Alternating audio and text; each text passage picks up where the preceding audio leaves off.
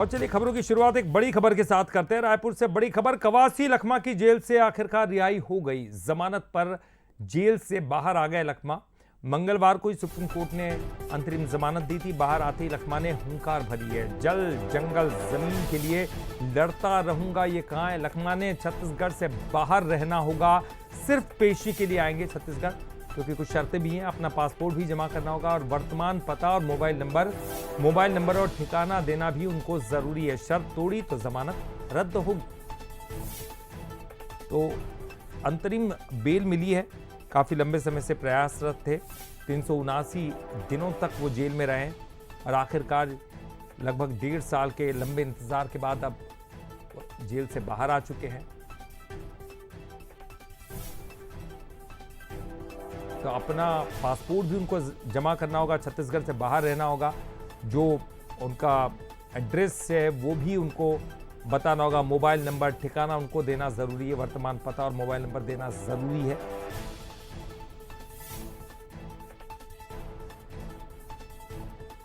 लखमा जी 1 साल बाद जेल से रिहा हो रहे हैं, कितनी खुशी है?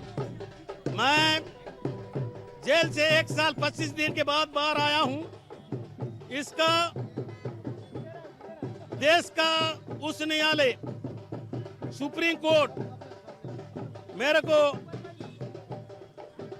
आंतरिक जमानत दिया है। मैं उनको बहुत बहुत बधाई देता हूं, क्योंकि मैं गांधी के कांग्रेस पार्टी का एक सिपाही हूं, कानून को मानने वाले लोग हैं, संविधान को मानने वाला आदमी हूं। सुप्रीम कोर्ट का आदेश का पूरी तरह से पालन करूंगा और बस्तर से सरगुजा से लोग आए बधाई देने, उनको बधाई देता हूं। विधानसभा की कार्रवाई होनी है 23 फरवरी को, क्या लगता है आप जाएंगे विधानसभा? कानून प्रक्रिया कैसा होता है, हमारा वकील से बात करूंगा। 1 साल से बस्तर का आवाज बंद है, उसको जरूर बस्तर का जंगल, बस पीने का पानी, जंगल जमीन की लड़ाई हमेशा लड़ते रहता हूं। मैं जब तक जिंदा रहूंगा बस्तर का लड़ाई लड़ूंगा। अच्छा दादी आज रिहा हो चुके हैं, लेकिन कैसे देख रहे हैं इसके पीछे कुछ षड्यंत्र था, क्या था? क्योंकि अब कानून में है, सुप्रीम कोर्ट के अंदर है, इस बारे में जो भी बात है मीडिया में बिल्कुल नहीं बोलना है, नहीं बोलूंगा, उसका आदेश का पालन करूंगा। बस्तर की आवाज उठाएंगे? बस्तर का आवाज, जंगल जमीन आदिवासी का बात को विधानसभा में आपके मीडिया के माध्यम से, आपके पेपर के माध्यम से जरूर उठाऊंगा। बिल्कुल, देखिए कवासी लखमा है और बस्तर की आवाज वो उठाएंगे, ऐसा कहते हुए नजर आ रहे हैं। जिस तरीके से देखा जाए आज तमाम लोग काफी खुश हैं, कांग्रेसियों में काफी खुशी है और कांग्रेस इस रिहाई को सच की जीत बताते हुए नजर आ रही है। कैमरा पर्सन धनेश्वर के साथ अनंत शर्मा, बंसल न्यूज, रायपुर। और चलिए ज्यादा जानकारी के लिए बात करेंगे, हमारे साथ हमारे सहयोगी संवाददाता अनंत शर्मा जुड़ गए हैं। अनंत, हम देख रहे थे आप उनसे चर्चा कर रहे थे, बातचीत कर रहे थे, हालांकि वो चुप्पी तोड़ेंगे नहीं, क्योंकि कोर्ट में पूरा मामला है, ये उन्होंने बताया भी। लेकिन दादी 379 दिन के बाद दादी बाहर निकले हैं और उनके समर्थकों में ज़बरदस्त उत्साह की लहर भी हमने देखी।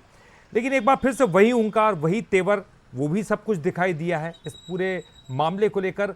और क्या क्या बातें निकलकर सामने आ रही?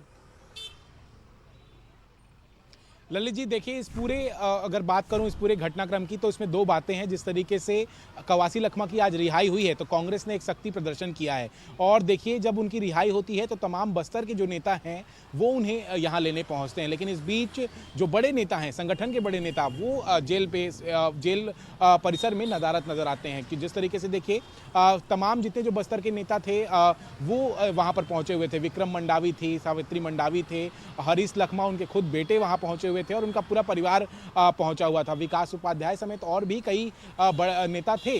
लेकिन जिस तरीके से देखा जाए तो कवासी लखमा जेल से जब बाहर आते हैं तो उन्होंने पहला ही शब्द जो कहा वो उसे जो न्याय की जीत उन्होंने कही। इस पूरे कार्रवाई को उन्होंने न्याय की जीत कही। और जिस तरीके से देखिए उन्होंने कहा कि बस्तर की लड़ाई वो हमेशा लड़ते रहेंगे और उस बस्तर की आवाज़ वो हमेशा उठाते रहेंगे, और विधानसभा की जो कार्रवाई 23 फरवरी को होनी है उसमें भी वो शामिल होना चाहते हैं। उन्होंने साफ तौर पर कहा कि जो भी कानूनी प्रक्रिया होगी मैं उसे जल्द पूरा करूंगा और मैं जल्द से जल्द बस्तर की आवाज़ उठाने के लिए विधानसभा भी जाना चाहता हूं, ये उनके शब्द हैं। और जिस तरीके से देखा जाए इस पूरे घटनाक्रम में भारतीय जनता पार्टी उन्हें बलि का बकरा तो बता रही है, लेकिन जिस तरीके से जिस तेवर में दादी आज उसी अंदाज में जेल से बाहर नजर आए और समर्थकों से मिलते नजर आए हैं, तो एक तरीके से कांग्रेस के लिए ये टर्निंग पॉइंट भी हो सकता है। प्रदेश में जिस तरीके से कवासी लखमा के आने के बाद अब राजनीति हलचल और भी बढ़ते हुए नजर आएगा। और जिस तरीके से देखा जाए फिलहाल अगर बात करें तो कवासी लखमा जेल से बाहर निकलने के बाद सीधे अपने धर्मपुरा स्थित निवास के लिए निकले हैं। और